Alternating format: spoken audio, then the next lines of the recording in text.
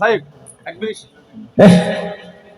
সাহেব ফরজ সালাত যদি শেষ হয়ে যায় শুনেন, আপনারা একটা সংশোধনী দিচ্ছি। এই বেটা কানে কানে কইতাছে ওয়াজ 12টা পর্যন্ত। আমি কতক্ষণ ওয়াজ করবো আপনারা কই দিবেন?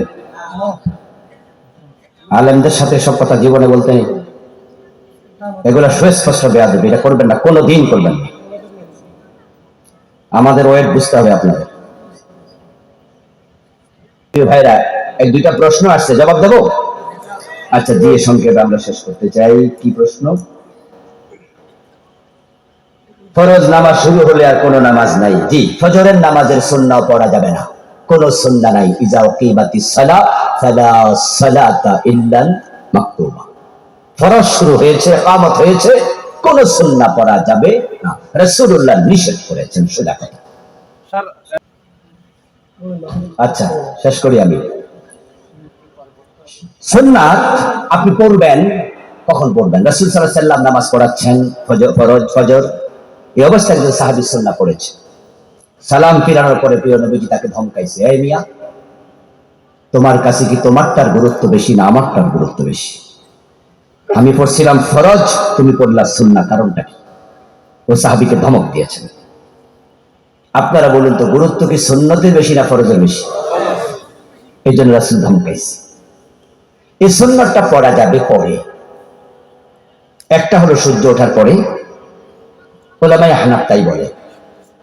কিন্তু একটি হাদিসে পাওয়া যায় একজন সাহাবী রাসূলুল্লাহ সাল্লাল্লাহু আলাইহি ওয়াসাল্লামের সাথে ফরজ নামাজ শেষ করে 2 রাকাত সুন্নাহ পড়লেন।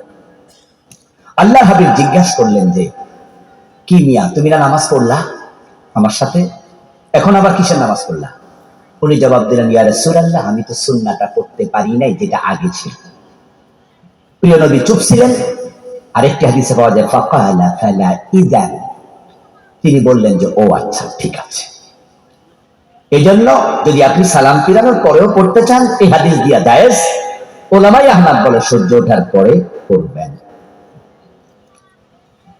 আমার বাবা চাচারা বেঁচে আছেন, আমি একজন ভালো মুসলমান হতে চাই। আমার জানা মতে আমাদের দাদারা সম্পদে ফুফুর আমার দাদার সম্পদ, ফুফুদের সম্পদ আছে, মা বাবা দেয় না ইত্যাদি। হ্যাঁ, বাবা তার বোনের সম্পদ দেয় না। আপনি সন্তান, বাবাকে বুঝান যে বাবা ফুফুর সম্পদটা দিয়ে দাও। আদবের সাথে বুঝাতে হবে, কোনো বেয়াদবি করা। পুরুষ মহিলার নামাজের পার্থক্য আছে কি? খুব একটা নেই, খুব একটা নেই। যত সামান্য মাগরিবের নামাজ তারাও 3 রাকাত পড়ে, আমরাও 3 রাকাত পড়ি। তারাও রুকু একটা দেয়, আমরাও রুকু একটা দিই। তারাও সিজদা 2টা দেয়, আমরাও 2টা দিই। সবই মিল আছে, শুধুমাত্র হয়তো তারা একটু রুকু করার সময় কম ঝুঁকে আর সিজদা করার সময় একটু জোরাসোরা হয়, এই তো কথা, যত সামান্য। তবে রাসূল বলেছে, সাল্লু কামা রাআইতুমুনি উসাল্লি, নামাজ পড়ো সেভাবে আমাকে দেখো যেভাবে। তো পার্থক্য যা আছে, খুব মেজর পার্থক্য নেই। গায়রে মাহরাম পুরুষকে সালাম দেয়া যাবে না দেয়া ভালো? না দেয়া ভালো। জোহর মাগরিব এশার নামাজ শেষে যে 2 রাকাত করে নফল নামাজ পড়া হয়, তার ভিত্তি কি? নফল নামাজ নির্ধারিত করা যাবে না। মাগরিবের পরে 2 রাকাত নফল এরকম বলা যাবে না। আপনার যা মন চায় পড়ুন। এশার পরে 2 রাকাত এটা বলা যাবে না, যা মন চায় পড়ুন। সুদের সাথে জড়িত অথবা ব্যাংকে চাকরি করে ইসলামী আন্দোলন করা যাবে? ইসলামী আন্দোলন করা যাবে, কেন করা যাবে না? ইসলামী আন্দোলন তো ফরজ, করতেই হবে, তবে সুদ ছেড়ে দিতে হবে। ওকে, সুদও খাইবেন, নামাজও পড়বেন, একসাথে জান্নাত, এত সোজা। পরিবারের সব কাজ পুত্রবধূকে করতে হবে, আর কোনো বিধান আছে? মোটেও নেই। সেখানকার সদস্য, এই পরিবারের সে চাকর না, সে কাজের মেয়ে না, তাকে সম্মানজনক জায়গা রাখতে হবে। তবে হ্যাঁ, পুত্রবধূ স্বামীর খেদমত করবে, শাশুড়ির করবে, শ্বশুরের করবে, এটা হচ্ছে আমাদের মানবতা, এটা ভালোবাসা। তাই বলে তাকে কাজের মেয়ের মতো খাটানো যাবে না, তাকে তার ইজ্জত দিতে হবে। সমাজে পরিবারের সাথে অপর পরিবারের যে শত্রুতা তৈরি হয়, তা কোন ধরনের অপরাধ? এই প্রশ্ন ভালো দরকার নেই, এগুলো ইজি কথা। আল্লাহ জি, আর কোনো কথা আছে আপনাদের? নাই? আল্লাহুম্মা আমিন।